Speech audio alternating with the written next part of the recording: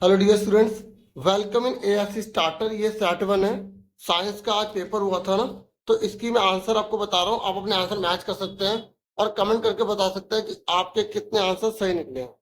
ठीक है, तो देखिए ये पेपर भी आपको इसमें पूरा दिखा रहा हूँ मैं। सेट वन है साइंस का, ठीक है।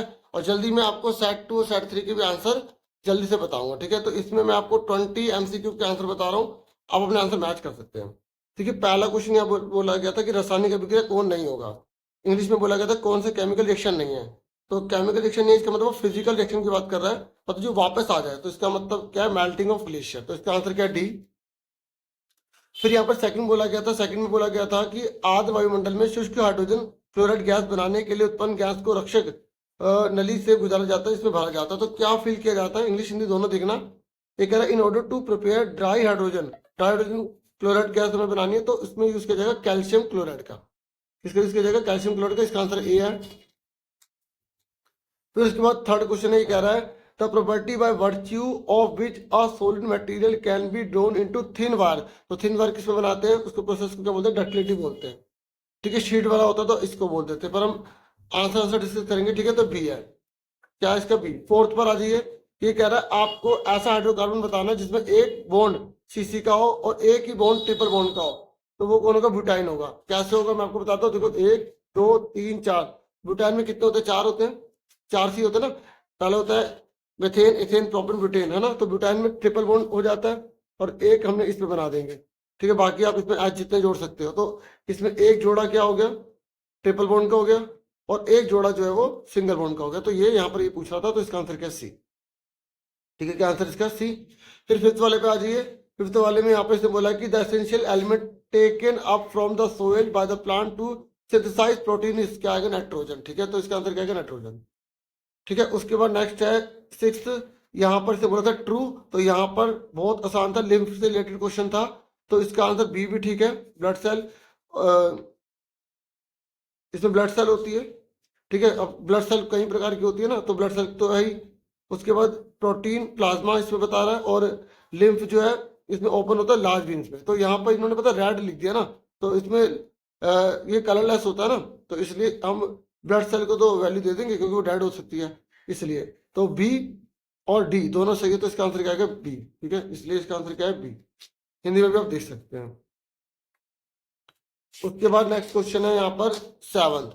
तो सेवंथ में यहाँ पर बोला गया कि प्लांट जो जैसे रोज है, बनाना है, तो उनमें किस चीज की कैपेसिटी खो जाती है? तो उनमें सीड की कैपेसिटी खोई होती है। तो इसका आंसर क्या है? सी। ठीक है, कौन सा है? सी। उसके बाद तभी तो वेजिटेटिव प्रोपेगेशन से ग्रो करवाया जाता है। फिर ये कह रहा है बाइसेक्सुअल फ्लावर के तो जो मेल गेमेट्स होते हैं ना, उसमें किस में प्रेजेंट होता है? वो एंथर में होता है। ठीक है, ठीक है। फिलामेंट तो पौधे उस फूल से जुड़े रखता है, तो एंथर इसका आंसर है। क्या है? एंथर। ठीक है, हिंदी में क्या है? पराग कोश, जिसमें पराग कण निकलेंगे, है ना।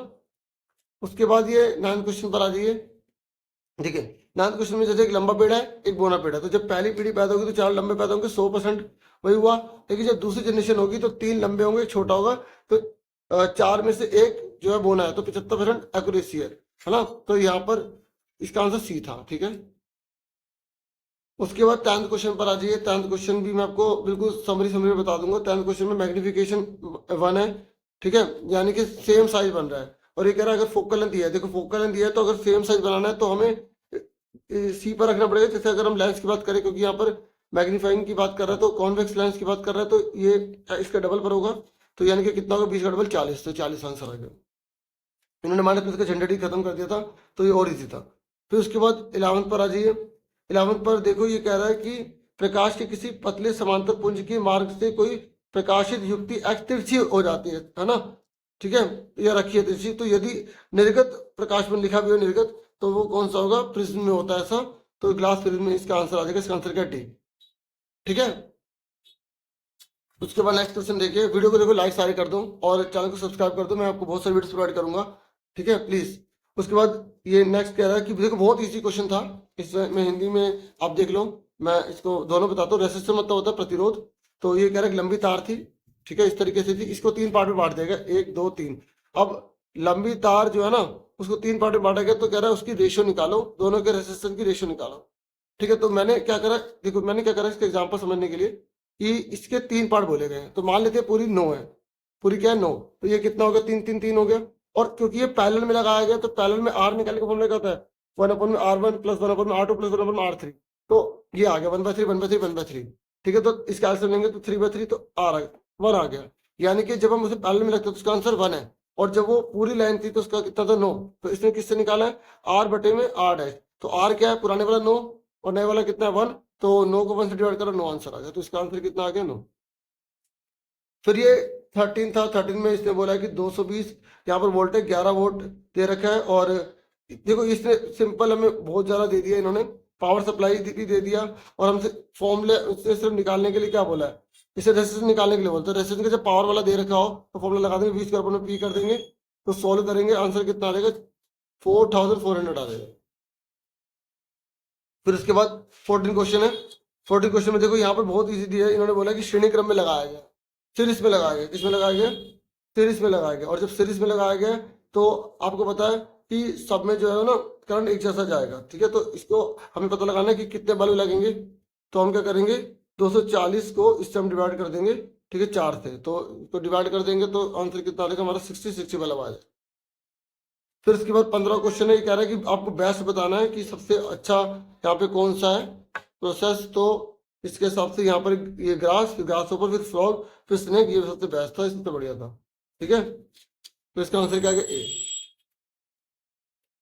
फिर उसके बाद 16 क्वेश्चन पर आ जाओ। ये यहाँ पर बोला कि कौन सी चीज इकट्ठी हो जाती है जब एक श्रृंखला से दूसरी श्रृंखला में, अगर जैसे कोई केमिकल वगैरह जाते तो वो डीडीटी है। ठीक है, तो ये आ गया इसका आंसर। अब आ जाओ असर्शन रीजन वाले क्वेश्चन। असर्शन रीजन वाले जो क्वेश्चन है उसके बाद आपको आंसर बता देता हूँ। देखो यहाँ पर ये हमें दे रखा है, और देखो जो हम जो जीव जंतु होते हैं ना, जो जमीन पर रहने वाले होते हैं, है ना, एनिमल बॉडी जो होती है, तो उनके अंदर ऑर्गन बने होते हैं, तो उससे आसानी से ऑक्सीजन वगैरह गैस ले लेते हैं। तो बड़े जंतुओं में ऑक्सीजन जंतुओं के शरीर के विभिन्न भागों में आसानी से पहुंच सकते हैं, क्योंकि उसके अंदर स्पेशल ऑर्गन है। तो ये कह रहा है कि इसका रीजन क्या है, ये कह रहा है respiratory pigment take up oxygen. वो रेस्पिरेटरी पिगमेंट होती है जो ऑक्सीजन को लेती है, ठीक है, और एयर से, और उसको ब्लड टिश्यू में पहुंचा देती है। तो इसी वजह से तो यहाँ पर ऑक्सीजन अलग अलग पार्ट तक पहुंच जाती है। तो एसएसएन रीजन दोनों ठीक है, तो ए आंसर है इसका। फिर उसके बाद 18 क्वेश्चन है, ये कह रहा है जो शांत नाइट्रिक अम्ल का जब तरणकरण करते हैं ना वो धीरे धीरे करना चाहिए। और ये कह रहा है इसलिए क्योंकि घुल भी जाता है, तो रीजन भी ठीक है। और लेकिन ये एक्सोथर्मिक भी होता है, बहुत ज़्यादा हीट भी इवॉल्व कर सकता है। पर हमें इसके अकॉर्डिंग आंसर बताना है, तो इसका आंसर क्या ए है। ठीक है, थोड़ा स्पीड से बता रहा हूँ क्योंकि मुझे सेट टू सेट 3 भी लेकर आना ना। फिर इसके बाद 19 क्वेश्चन है। 19 क्वेश्चन में इसका आंसर जो है ए है, क्योंकि ये नहीं होता कि जो साइक डिटर्मिनेशन है, ठीक है, वो जेनेटिकली हो, वो एनवायरमेंट के बेस पर भी होता है। अगर आपने देखा होगा तो उसी का यहाँ पे एग्जाम्पल देखा, तो दोनों ठीक लिखे हैं, तो इसका आंसर भी ए है। फिर 20 क्वेश्चन है, तो ये कह रहा है जब पक्षपाती पेशी सिकुड़ जाते हैं तो लेंस पतला हो जाता है। गलत बोल रहे हैं, मोटा हो जाता है। और ये कह रहा है कि लेंस की क्षमता को कंट्रोल करते हैं, बिल्कुल ठीक है। तो जब असेशन ठीक है, असेशन गलत है, रीजन ठीक है, तो इसका आंसर हम किस पे करते हैं, डी पे करते हैं। तो इसका आंसर डी आ गया। ठीक है, तो ये मैंने पूरे एमसीक्यू आपको अच्छे से बता दिया। तो मुझे पूरी उम्मीद है वीडियो आपको काफी वैल्यूबल लगी होगी। अब बाकी का पेपर दिखा रहा हूँ ताकि नेक्स्ट ईयर के जो स्टूडेंट्स हैं वो इसको देख कर बेनिफिट उठा पाए। अब आगे का आंसर अगर मुझे टाइम मिला तो मैं जरूर आपके लिए वीडियोस लेकर आ जाऊंगा। ठीक है, बाकी मैं एसएसटी की आपको वीडियोस प्रोवाइड करूंगा, बहुत इंपॉर्टेंट बिल्कुल, जैसे एक्सपीरियंस के बेस पर आपके बहुत अच्छे नंबर आ जाए उस बेस पर। तो आप सब चैनल को सब्सक्राइब करके रखना, पुराने पेपर की वीडियो भी प्रोवाइड करूंगा ताकि आपकी उसमें भी हेल्प हो जाए। ठीक है, तो अब आप आराम से पूरा पेपर देख सकते हैं। अगर आप इंटरेस्टेड है आपस में डिस्कस कर सकते हैं किसी भी क्वेश्चन को लेकर। ठीक है, अब ये पूरा पूरा पेपर आप देख लीजिए।